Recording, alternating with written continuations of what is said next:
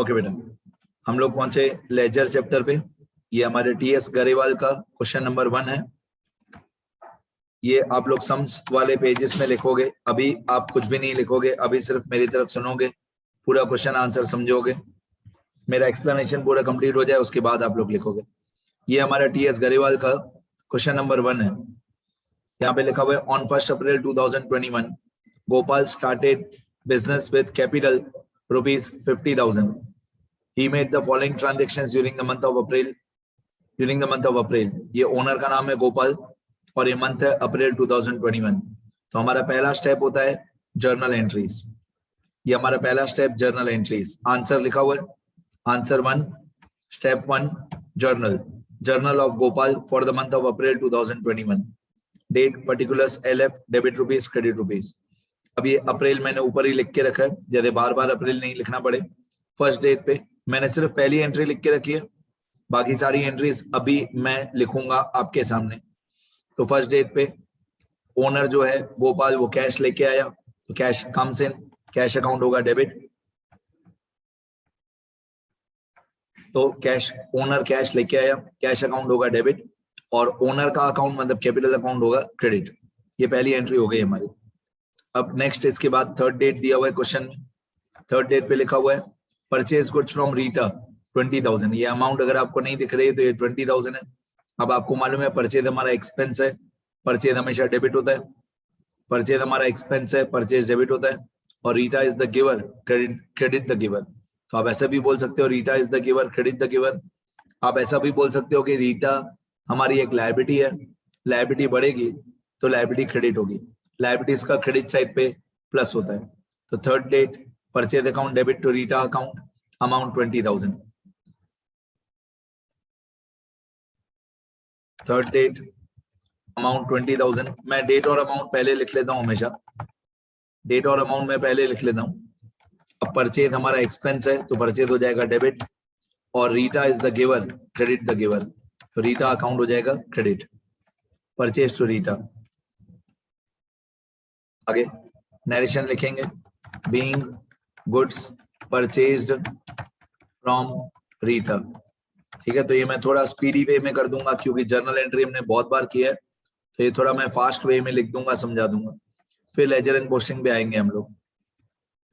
चलो third date के बाद क्वेश्चन में दिया हुआ है फोर्थ डेट। फोर्थ डेट पे लिखा हुआ है कैश पेड टू रीटा, मतलब कैश गया हमारा। कैश पेड मतलब कैश गोज आउट, तो कैश हो जाएगा क्रेडिट और रीटा हो जाएगा debit 10,000। Rita is the receiver, debit the receiver. तो 10,000 rupees cash paid to Rita, तो कैश गोज आउट, कैश हो जाएगा credit, cash goes out, cash account हो जाएगा क्रेडिट। तो कैश अकाउंट मतलब कैश हो गया क्रेडिट। ये पैसा हमने किसको दिया? रीटा को दिया। तो Rita is the receiver, debit the receiver. या अगर आप मॉडर्न अप्रोच से करो तो रीटा एक लायबिलिटी है, लायबिलिटी जब कम होती है तो डेबिट होती है, लायबिलिटी डिक्रीज माइनस तो डेबिट होती है। तो रीटा एक लायबिलिटी है, इसको हमने माइनस कर दिया तो डेबिट हो जाएगा। और कैश गोज आउट, कैश जब भी जाएगा हमारे बिजनेस में तो कैश हो जाएगा क्रेडिट 10,000, रीटा टू कैश। अब डेट है इसकी 4, रीटा टू कैश 10,000। अब मैं यहाँ पे लिखूंगा नरेशन में being cash paid to Rita, being cash paid to Rita. Narration में हम लिखेंगे being cash paid to Rita, मतलब हमने कैश पे किया तो कैश गोज आउट और Rita is the receiver, debit the receiver. ये फोर्थ डेट तक हमारा हो गया। इसके बाद आपको दिया हुआ है 6 डेट। 6 डेट पे लिखा हुआ है गुड्स सोल्ड टू रोहित। अब सेल्स हमेशा क्रेडिट होता है, सेल्स अकाउंट हमेशा क्रेडिट होता है। सेल हो गया credit, goods sold to Rohit. Rohit हमारा डेटर बन जाएगा, रोहित हमारा डेटर बन जाएगा, एसेट बन जाएगा। और कोई भी एसेट जब बढ़ता है तो वो डेबिट होता है। आप ऐसे भी बोल सकते हो रोहित डेटर एसेट, एसेट बढ़ेगा तो डेबिट होगा, मॉडर्न अप्रोच। अगर आप ट्रेडिशनल अप्रोच से करो तो Rohit is the receiver, debit the receiver. Goods हमारे गए और हमने गुड्स किसको दिए? रोहित को, तो Rohit is the receiver, debit the receiver. और सेल्स अकाउंट हमेशा क्रेडिट होता है। तो 6th date Rohit account debit to sales, amount है 25,000। Sixth date 25,000। सेल्स अकाउंट हमेशा क्रेडिट होता है, सेल्स अकाउंट हमेशा क्रेडिट होता है क्योंकि सेल हमारी इनकम है। इसको गुड्स हमने दिए रोहित को, तो Rohit is the receiver, Rohit account हो जाएगा डेबिट और सेल्स हो जाएगा credit. Being goods sold to Rohit, being goods sold to Rohit 25,000। आगे सिक्स्थ रेट तक हो गया। आगे इसके बाद सिक्स डेट के बाद क्या दिया हुआ है क्वेश्चन में? क्वेश्चन में लिखा हुआ है eighth rate received cash from Rohit 20,000। अब ये भी बहुत इजी है, रिसीव्ड कैश, रिसीव्ड कैश मतलब कैश हमारे पास आया, debit what comes in, cash आया हमारे पास तो कैश हो जाएगा डेबिट। फ्रॉम रोहित, तो Rohit is the giver, credit the giver. Cash comes in, cash हो जाएगा डेबिट और Rohit is the giver, Rohit हो जाएगा credit. Eighth rate 20,000।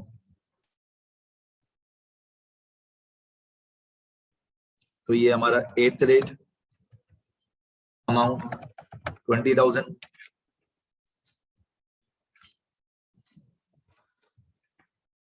Eighth rate पे अमाउंट 20,000। कैश आया हमारे पास तो कैश हो जाएगा डेबिट, कैश अकाउंट डेबिट कहां से आया? रोहित से आया, Rohit is the giver, Rohit हो जाएगा credit. Being cash received from Rohit 20,000। Next, इसके बाद आपको एट्थ रेट के बाद क्वेश्चन में दिया हुआ है 12 डेट। 12 डेट में लिखा हुआ है गुड्स परचेज्ड फ्रॉम रीटा, मतलब सीधी सी बात है जो थर्ड डेट पे जर्नल एंट्री थी वही सेम जर्नल एंट्री 12 डेट पे है। गुड्स परचेज फ्रॉम रीटा, यहाँ पे अमाउंट है 12,000, पहले अमाउंट 20,000 थी थर्ड डेट पे, अभी 12 डेट पे हमारी अमाउंट है 12,000। Goods purchase from Rita, purchase हमेशा डेबिट होता है, रीटा का नाम दिया हुआ है मतलब क्रेडिट ट्रांजेक्शन, रीटा का नाम दिया मतलब क्रेडिट ट्रांजेक्शन, तो Rita is the giver, credit the giver. Purchase हो जाएगा डेबिट, रीटा हो जाएगा क्रेडिट। डेट 12, अमाउंट 12,000, 12 और 12,000, तो ये डेट 12 और amount 12,000।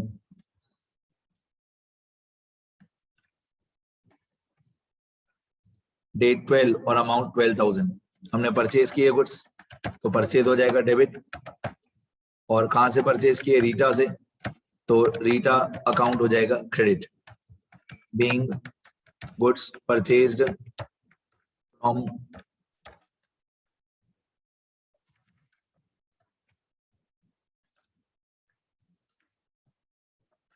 Being goods purchase from Rita 12,000। अब 12 डेट हो गया, 12,000 हो गया। इसके बाद 18 डेट, 18 डेट पे लिखा हुआ है cash paid to Rita 20,000। Cash paid to Rita मतलब हमने रीटा को कैश पे किया 20,000, तो cash goes out, credit what goes out, cash हो जाएगा क्रेडिट और रीटा हो जाएगा डेबिट। डेट है इसकी 18, डेट है 18, कैश पेड टू रीटा तो cash goes out, cash account हो जाएगा क्रेडिट, और Rita is the receiver, Rita is the receiver, Rita account हो जाएगा डेबिट। अमाउंट मैं भूल गया, मैं अमाउंट देख के बता दूंगा आपको, लिखता भी हूं। कैश पेड टू रीटा तो कैश गोज आउट, कैश हो जाएगा credit, Rita is the receiver तो रीटा हो जाएगा डेबिट। अब इसकी अमाउंट देखें कितनी थी, इसकी अमाउंट थी ये वाली 20,000,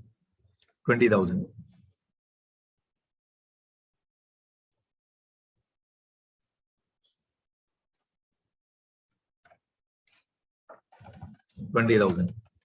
अब मैं यहाँ पे लिखूंगा being cash paid to Rita, तो कैश गया हमारा, कैश हो जाएगा क्रेडिट और हमने पैसे दिए रीटा को तो रीटा का अकाउंट डेबिट। अब 18 डेट भी हो गया। इसके बाद 25 डेट पे लिखा हुआ है गुड्स सोल्ड टू रोहित 10,000, ये भी बहुत इजी है। गुड्स सोल्ड मतलब सेल्स हो जाएगा क्रेडिट, गुड्स सोल्ड मतलब सेल्स हो जाएगा क्रेडिट टू रोहित, तो रोहित का नाम दिया हुआ है मतलब क्रेडिट ट्रांजेक्शन, मतलब रोहित हो जाएगा debit. Date 25, amount 10,000, Rohit account debit to sales. 25 date 10,000, sales हो जाएगा क्रेडिट तो रोहित होगा debit.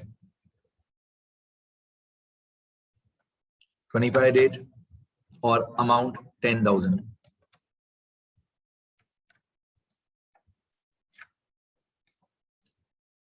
Goods sold to Rohit, तो रोहित अकाउंट हो जाएगा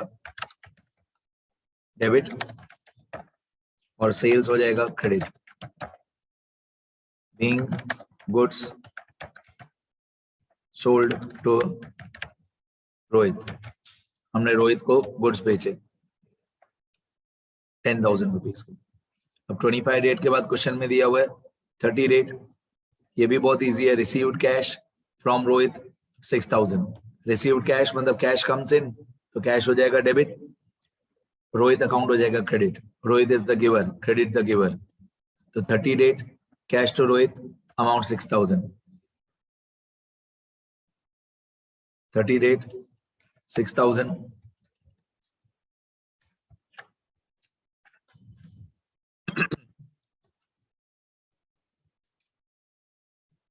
30 date amount 6,000 cash to Rohit. Cash हमारे पास आया तो कैश अकाउंट हो जाएगा डेबिट और Rohit is the giver, Rohit account हो जाएगा credit. Being cash received from Rohit, being cash received from Rohit. अब लास्ट में मैं इसका ग्रैंड टोटल करूंगा।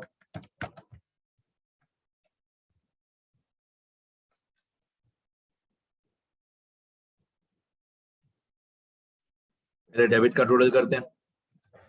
डेबिट में 50,000, 20,000, 10,000, 25,000, 20,000, 12,000, 20,000, 10,000, 6,000, बस यहां तक का टोटल है 1,73,000। 1,73,000 ऊपर की तरफ सिंगल लाइन और नीचे की तरफ डबल लाइन।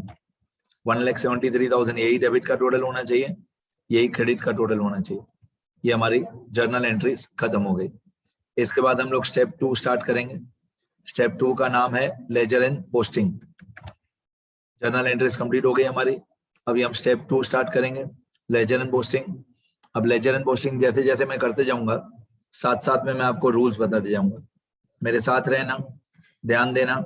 अभी तक मैं सिर्फ जर्नल एंट्री कर रहा था जो हम प्रीवियस चैप्टर में बहुत डिटेल में कर चुके हैं और इस क्वेश्चन में जर्नल एंट्री भी सारी इजी थी। अभी हम लोग स्टेप 2 स्टार्ट करेंगे, ledger and posting.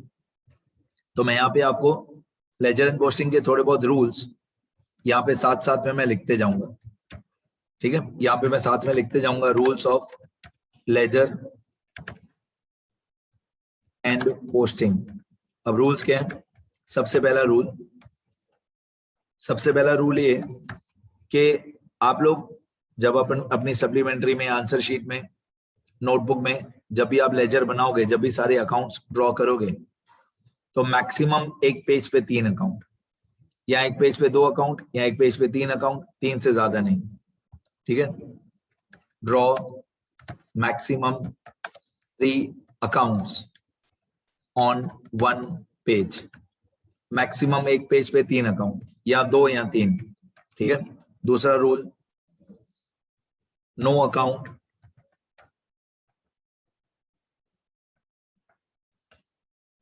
Account should be repeated. ये बहुत इंपॉर्टेंट है, कोई भी अकाउंट आपको रिपीट नहीं करना है।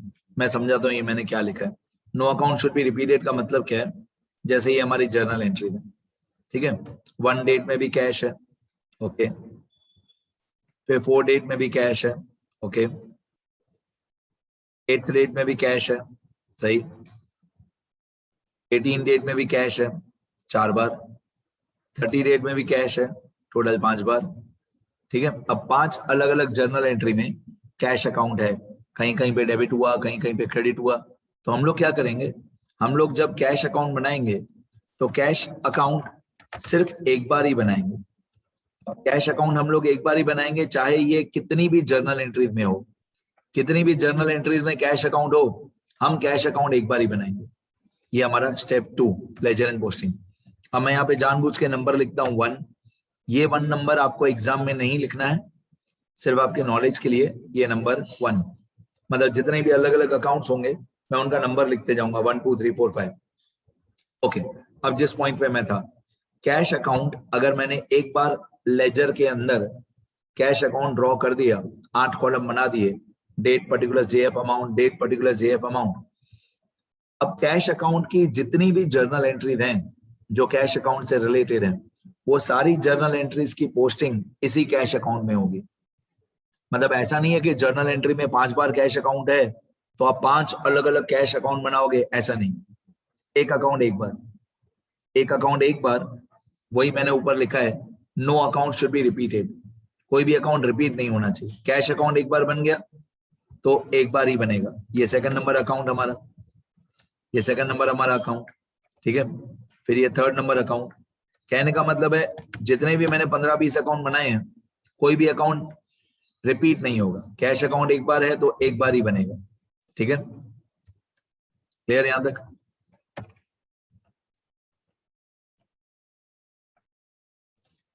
आगे बढ़ते हैं। ये हो गया हमारे 1 2 3 4। मैंने बहुत सारे अकाउंट्स का फॉर्मेट पहले से ही बना के रखा है, और आप लोगों को अपने एग्जाम में एक्चुअली यही प्रॉब्लम होगा। आप लोगों को लाइंस ड्रॉ करने में इतना टाइम वेस्ट होगा, इतना टाइम वेस्ट होगा कि एक्चुअल लाइंस ड्रॉ करने के बाद जो अंदर की एंट्रीज हैं वो करने का आपको टाइम ही नहीं मिलेगा। और ये 11th वाले बच्चों का यही प्रॉब्लम होता है कि सर लाइंस बनाने में इतना टाइम चला गया, अंदर की एंट्री करने का टाइम ही नहीं मिला। तो you have to be very fast, very quick, फटाफट फटाफट लाइंस ड्रॉ करनी है, ठीक है। अच्छा, तो 1-2 लाइन कम भी बनेगी चलेगा, थोड़ा बहुत टेढ़ा मेढ़ा होगा चलेगा, बट इसके अंदर की जो एंट्रीज हैं वो कंप्लीट होनी चाहिए।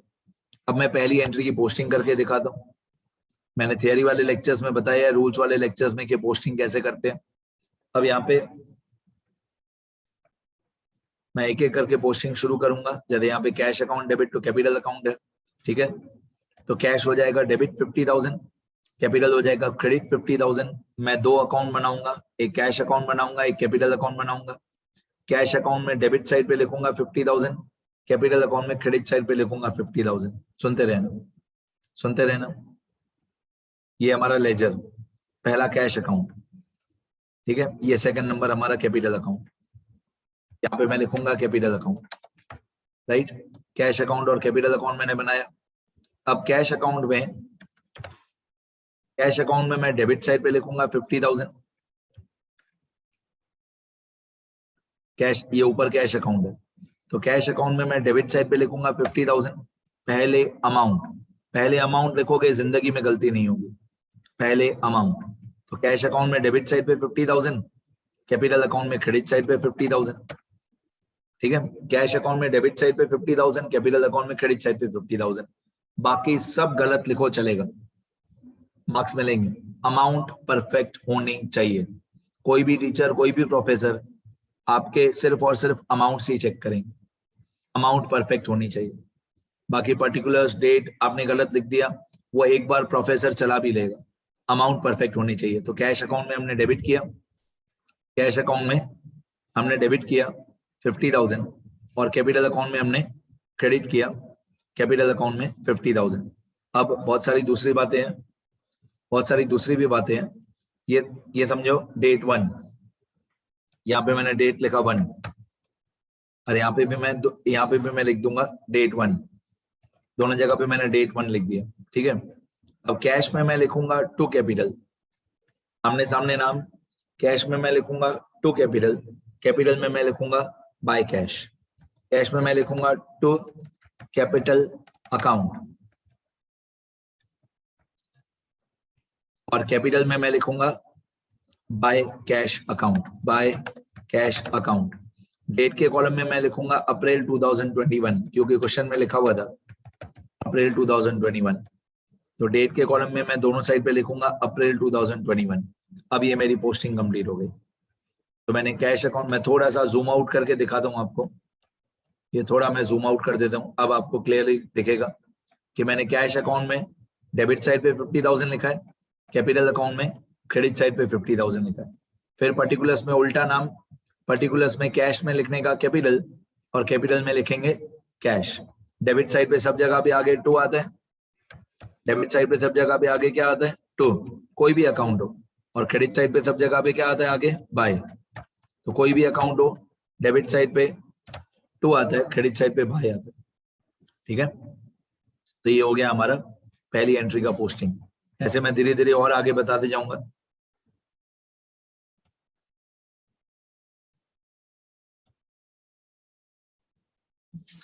मैं और भी आगे एंट्रीज बताते जाऊंगा। पहले आप लोग इतनी जर्नल एंट्री लिखो, मैं और भी आगे पोस्टिंग बताऊंगा। एक बार मैं जर्नल एंट्री दिखा देता हूँ सारी। ये हमारा आंसर 1 गारेवाल का। पहले आपको जर्नल एंट्री लिखनी है सारी।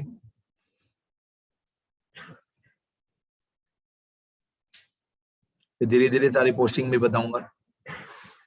और पोस्टिंग करने के बाद एक और स्टेप है जिसको हम लोग ट्रायल बैलेंस बोलते हैं, स्टेप 3। पहले इतनी जर्नल एंट्री कंप्लीट करो, ठीक है। शुरू करो बेटा।